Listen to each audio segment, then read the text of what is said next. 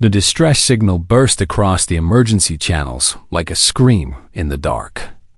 It came from Karath Prime, a peaceful water world on the outer edge of the Galactic Concorde's territory. The Karathi were a gentle species. They had soft blue-green skin and large dark eyes that reflected light like pools of water. They had never fought a war in their entire history. They had never needed to. Now they were dying by the millions. The Vrix had come without warning. They always did. The insectoid raiders moved through space in massive swarm ships, descending on vulnerable worlds like locusts on a field of grain. They did not negotiate. They did not make demands. They simply took what they wanted and killed anything that stood in their way. The Galactic Concorde had been fighting them for centuries, but the Vrix were patient.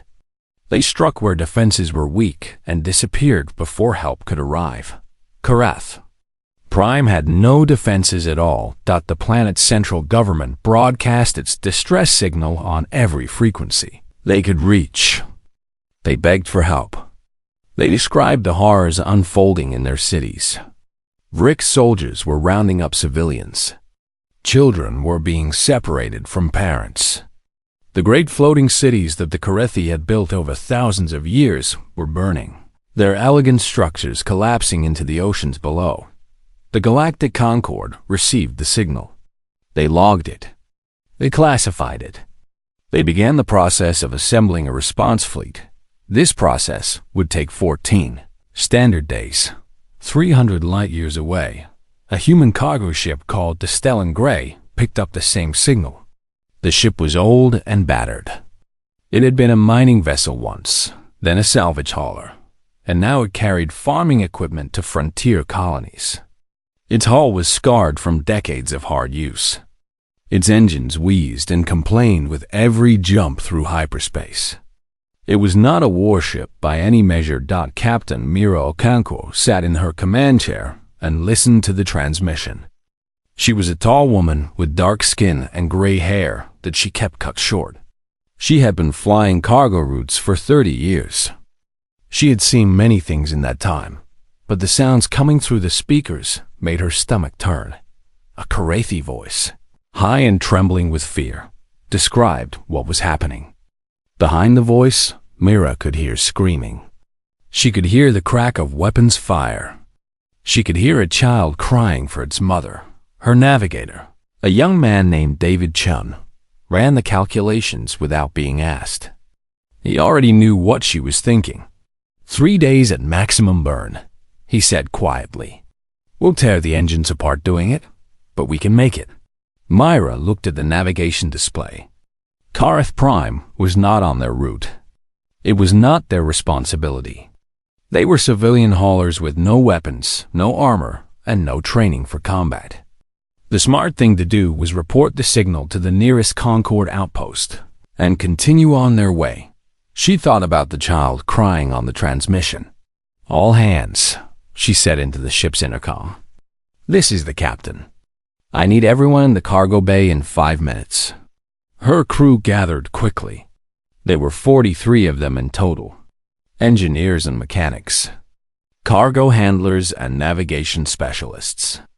A doctor named Sarah Webb, who had joined them at the last station. A cook named Yuki Tanaka, who made the best noodles Myra had ever tasted. None of them were soldiers. Most of them had never fired a weapon in their lives. Myra played the distress signal for them. She let them hear the screaming. She let them hear the fear. The Concorde won't get there for 2 weeks, she said when the transmission ended. We can be there in 3 days. I'm not going to order anyone to come with me on this. We're not military. This isn't our job. Anyone who wants off, we're passing Way Station 7 in 4 hours. No judgment. No questions. The cargo bay was silent for a long moment. Then Thomas Park, the chief engineer, raised his hand. He was a big man with calloused hands and a quiet voice. Captain, what do we have that we can turn into weapons? The next 4 hours were chaos. The crew of the Stellan Grey tore their own ship apart, looking for anything that could be used in a fight. They found cutting lasers meant for mining operations. They found industrial nail guns that could punch through metal plating. They found chemical compounds in the cargo hold that could be mixed into explosive charges. Sarah Webb, the doctor, set up a medical station in the corner of the cargo bay. She organized supplies and prepared for injuries she hoped would never come. Yuki Tanaka, who had been a logistics coordinator before becoming a cook, began mapping out the refugee centers on Karath Prime and calculating how many people they could potentially save. David Chun sat alone in the navigation room, plotting the fastest possible course. He pushed the numbers again and again, shaving minutes off wherever he could. Every minute meant more Karathi would die. Every minute mattered. Myra walked through the ship and watched her crew work. These were not heroes. These were ordinary people who hauled cargo for a living. They had families waiting for them back on Earth and the colony worlds. They had plans for retirement. They had lives that did not include dying on a water world they had never heard of before today. And yet none of them had left. She found Thomas Park in the engine room, his arms deep in machinery that was never meant to handle this much strain. He was trying to squeeze more power out of systems that were already pushed to their limits. "You know this is probably a one-way trip," she said to him. He did not look up from his work. "Yeah, I know. You have a daughter back on Mars. I know that too." He finally met her eyes. "She's 8 years old, Captain. About the same age as those Karathi kids we heard on that transmission. What do I tell her when she grows up? That I heard children dying and I flew the other way?" Myra had no answer for that. At 0300 ship time, the Stellan Grey changed course. Its old engines screamed in protest as they pushed toward maximum output. The hull groaned and shuddered. Warning lights flickered across every console. 3 days. That was all they had. 3 days to cross 300 light years of space. 3 days to prepare for a battle they could not possibly win. 3 days to become something more than cargo haulers. Behind them, the Galactic Concorde was still filling out paperwork. Ahead of them, a world was burning, and 43 humans flew toward the fire because they could not bear to do anything else. The Vrix had been conquerors for longer than most species in the galaxy had existed. Their hive ships had crossed the void between stars when other civilizations were still learning to make fire. They had destroyed empires and consumed worlds beyond counting. They feared nothing because they had never encountered anything worth fearing. The swarm that descended on Karath Prime numbered over 300,000 warriors.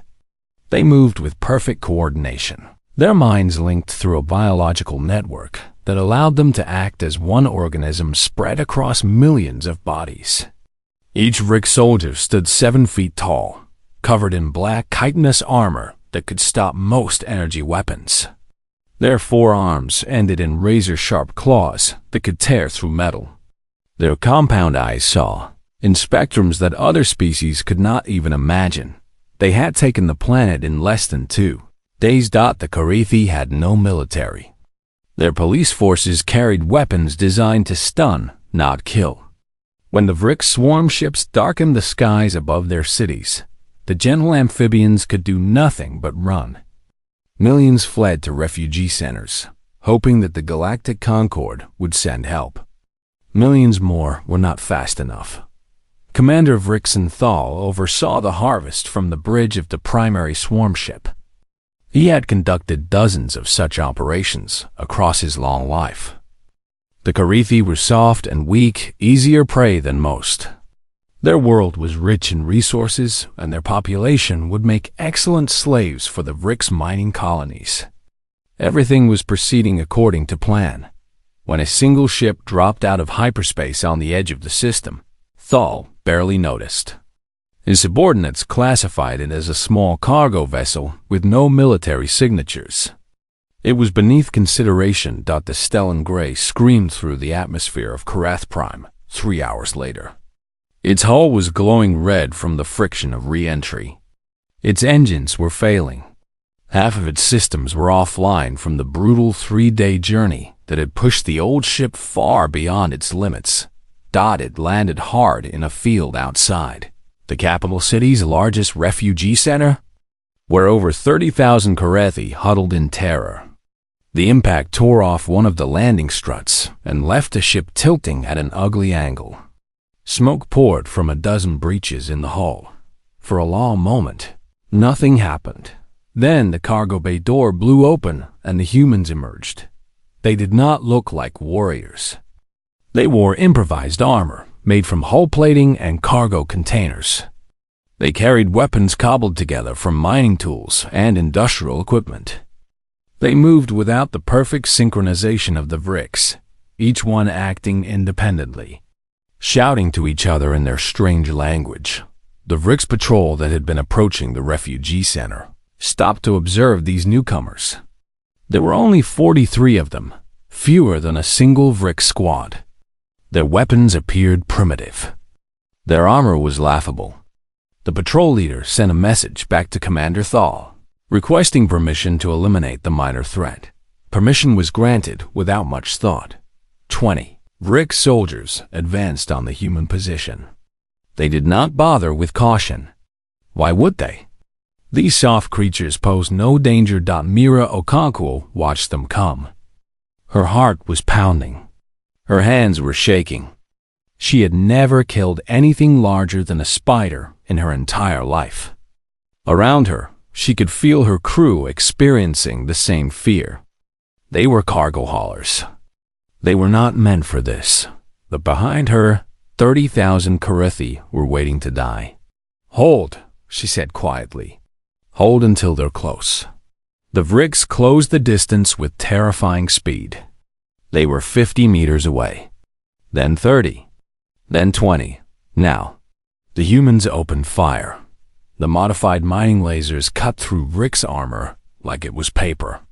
The industrial nail guns punched fist-sized holes through chitin and flesh.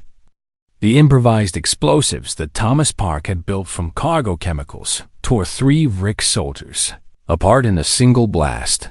The firefight lasted 11 seconds. When it was over, 20 Vrix lay dead on the ground. The humans stood in shocked silence, staring at what they had done. Several of them were trembling. One young woman dropped her weapon and vomited.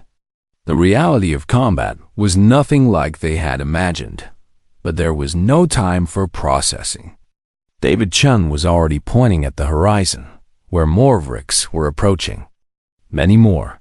They're sending a full company," he said. His voice was steady even though his hands were not.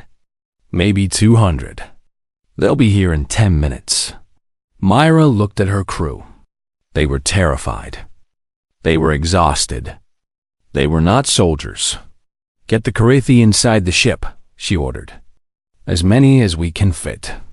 Everyone else, defensive positions. We hold this line." No one argued. No one ran. They simply moved to obey, because there was nothing else to do.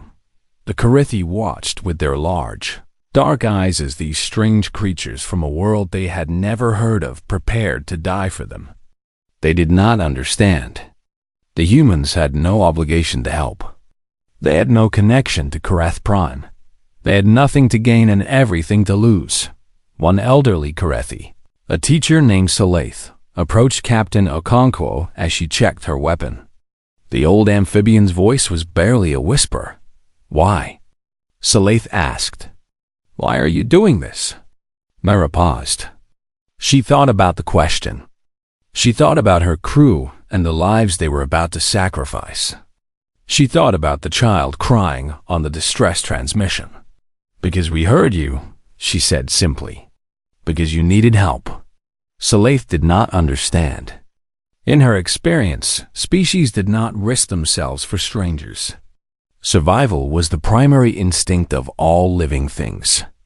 What these humans were doing defied every rule of nature she had ever learned. She would spend the rest of her long life trying to understand it. The second wave of hide every rule of nature she had ever learned. She would spend the rest of her long life trying to understand it. the second wave of Vrix arrived like a black tide.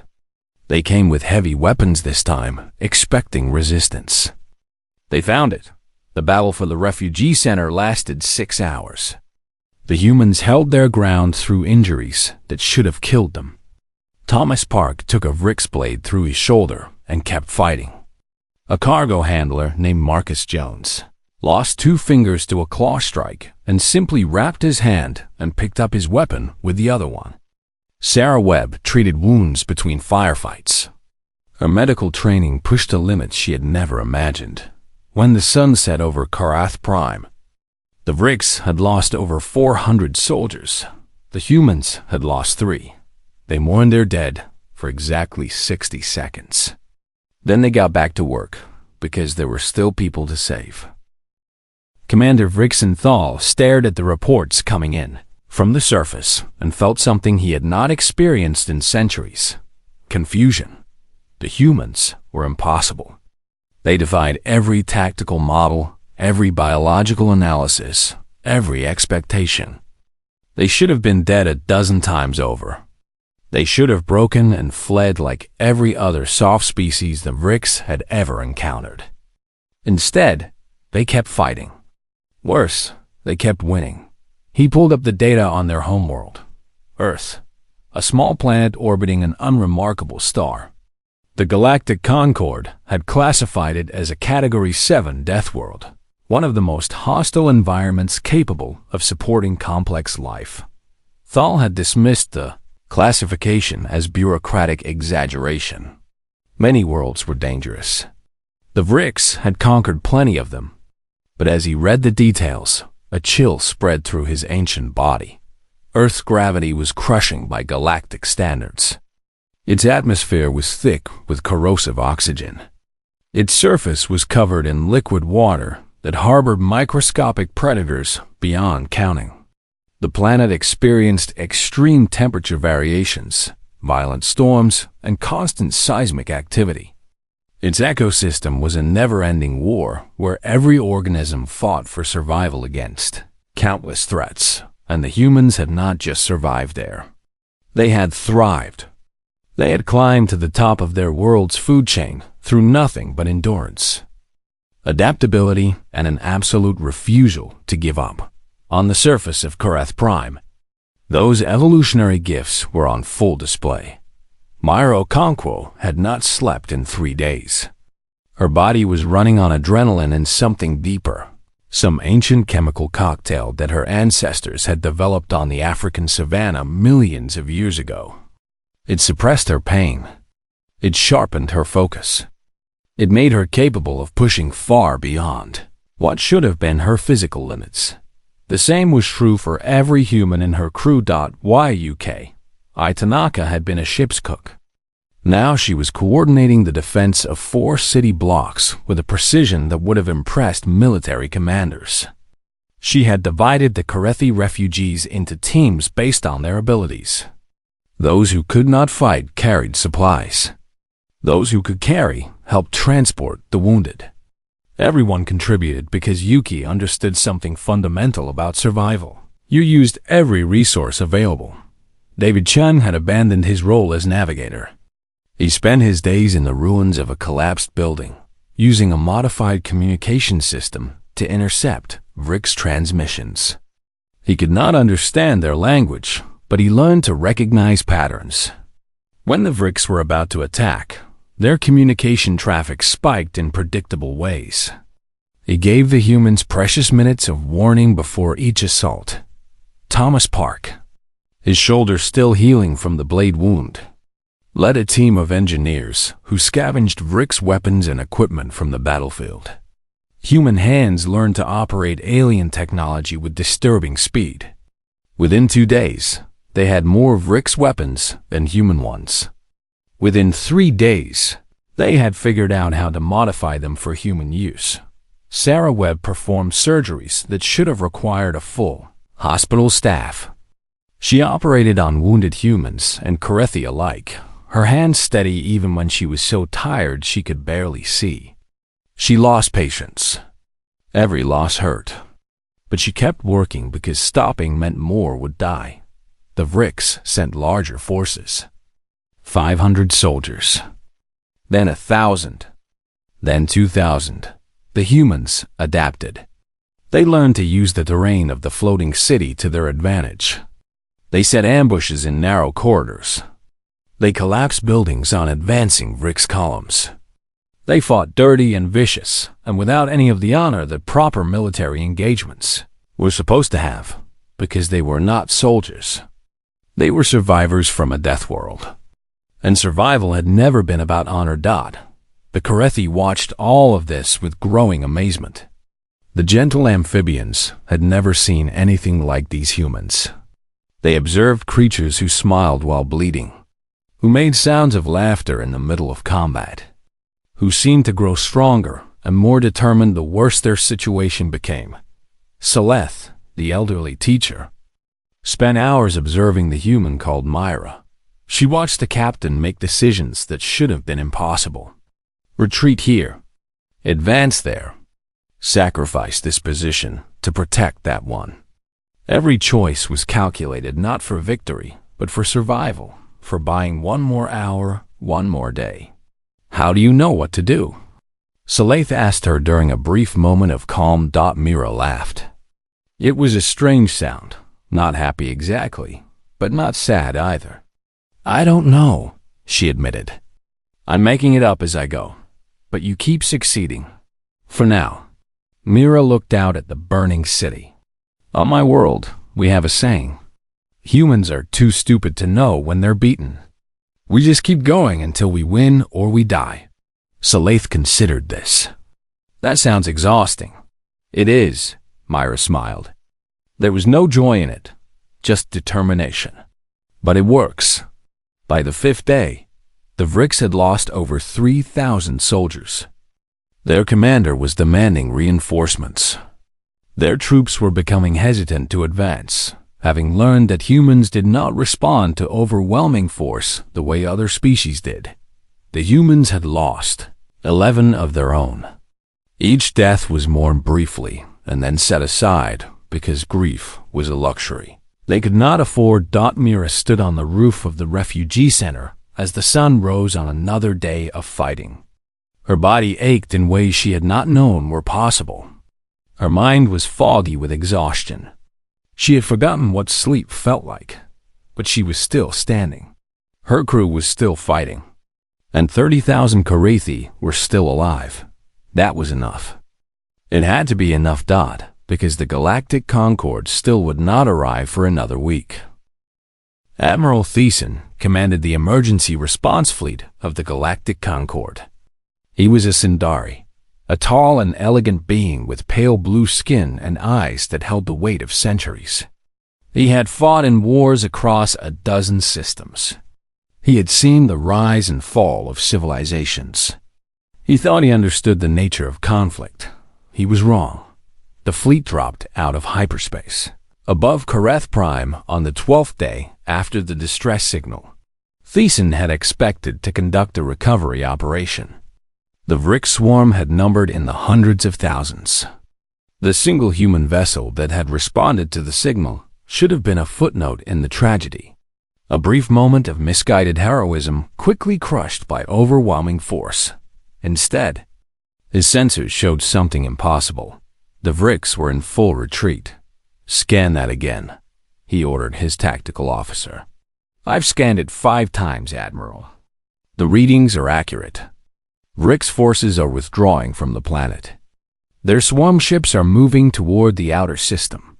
Thiessen leaned forward in his command chair. Casualties? The Vrix have lost approximately 15,000 soldiers. 15,000. Against 43 humans. And the humans? 27 dead. 16 survivors. 27 dead. They had lost more than half their number. By any reasonable calculation, that should have meant defeat. Any other species would have surrendered or fled long before losing such a large percentage of their forces. The humans had kept fighting. Thiessen ordered his shuttle to the surface. He needed to see this for himself. The capital city was ruins. The beautiful floating structures that the Karathi had built over millennia were collapsed and burning. The streets were filled with debris and the bodies of the dead. The smell of smoke and death hung over everything. But in the middle of that destruction, the refugee center still stood. Thiessen found the humans gathered around their damaged ship. They looked terrible. Their improvised armor was dented and torn. Their faces were hollow with exhaustion. Several of them were wounded so badly they could barely stand. They should have been in medical facilities, receiving intensive care. Instead, they were helping Karathi refugees carry supplies. A human woman with dark skin and gray hair approached him. She walked with a limp and one of her arms was in a crude sling. Her eyes were bloodshot and sunken. She looked like she might collapse at any moment. "Admiral Thiessen?" Her voice was rough from days of shouting orders. "Captain Mira Okonkwo, cargo vessel Stellan Gray. We've held the refugee center as requested." Thiessen stared at her. "As requested?" "No one requested anything. You came here on your own. The signal requested help. We came. You're cargo haulers. You had no obligation to respond." Myra tilted her head. She seemed genuinely confused by his statement. The signal said people were dying. What else were we supposed to do? Thiessen had no answer. In his centuries of experience, species did not behave this way. They calculated risks and rewards. They weighed their own survival against the cost of helping others. They made rational decisions based on logical analysis. The humans had heard a cry for help and simply responded. He toured the battlefield with one of the surviving humans, a young man named David Chun, who had served as their navigator. David showed him the positions they had defended. He explained their tactics. He pointed out the places where they had lost people. "We didn't really have a plan," David admitted. "We just kept doing whatever seemed like it might work. When something failed, we tried something else."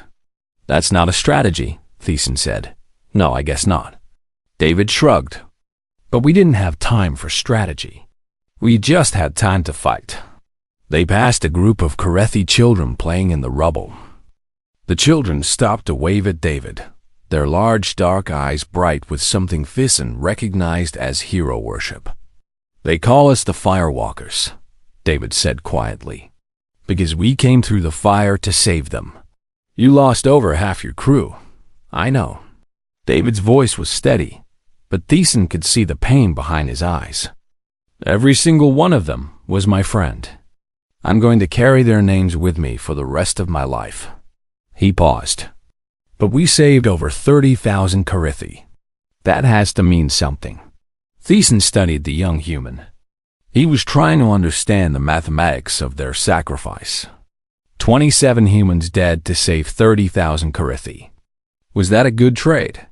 A bad one? How did you calculate the value of lives? He realized that the humans had not calculated at all. They had not weighed costs and benefits. They had simply acted because acting was the only option their nature allowed.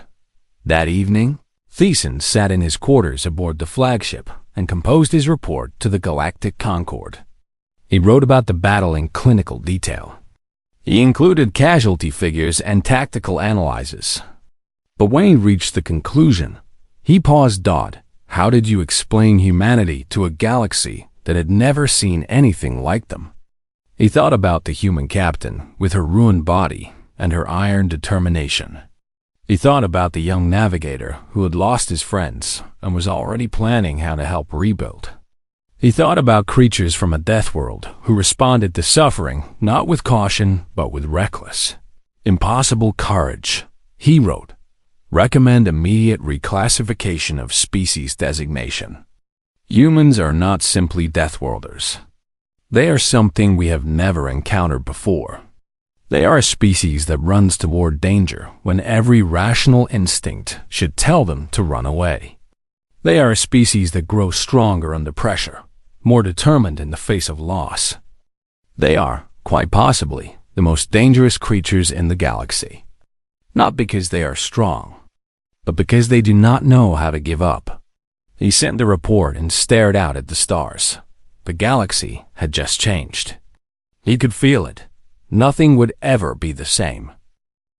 The Vrix Collective sued for peace 2 cycles after the Battle of Karath Prime. In their entire history spanning thousands of years, they had never once requested terms from an enemy. They had never needed to. They were the swarm. They were inevitable. They consumed all in their path. But they had never faced humans before. The peace negotiations were held aboard the Galactic Concord's diplomatic station. Representatives from 100 species gathered to witness the historic moment. The Vrix delegation arrived with unusual humility, their normally aggressive postures replaced by something that looked almost like fear. Their single demand was simple: guarantee that humans would never be deployed against the Vrix Collective. The Concord diplomats were stunned. The Vrix had lost a single battle. They still commanded millions of warriors across dozens of systems. Their military strength was effectively unlimited. And yet they were so terrified of 43 cargo haulers that they were willing to end centuries of warfare just to ensure they never faced humans again. The treaty was signed within days. Meanwhile, the survivors of the Stellan Grey were trying to go back to their normal lives. Captain Mira Okonkwo received 17 commendations from various governments and species. She attended none of the ceremonies. She accepted none of the awards in person. She was too busy supervising repairs to her ship. "Don't you want to be recognized?" a Concord official asked her. "You're heroes. The entire galaxy knows what you did." Myra looked up from the engine manifold she was examining. Her arm was still in a sling. Her body was still healing from wounds that would have killed most other species. "We're cargo haulers," she said. "We haul cargo. That's what we want to do. But you saved 30,000 lives, and we lost 27 friends doing it." Her voice was quiet but firm. "I don't need medals to remember them. I just need to keep flying." The official did not understand. He had spent his career believing that recognition and reward were what motivated people. He could not comprehend a species that valued action over acknowledgement. On Karath Prime, the rebuilding had begun. The Karathi worked alongside Concord engineers to restore their shattered cities. But they also built something new, a memorial to the humans who had died defending them.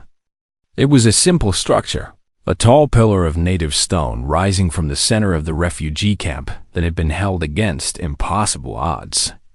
27 names were carved into its surface, one for each human who had fallen. Below the names was a single phrase in both Karathi and human languages. They came when no one else would. The elderly teacher Salaith visited the memorial every day. She would stand before it in silence, her large eyes fixed on those strange human names. She was writing a book about what she had witnessed, trying to explain to her people what the humans had taught her.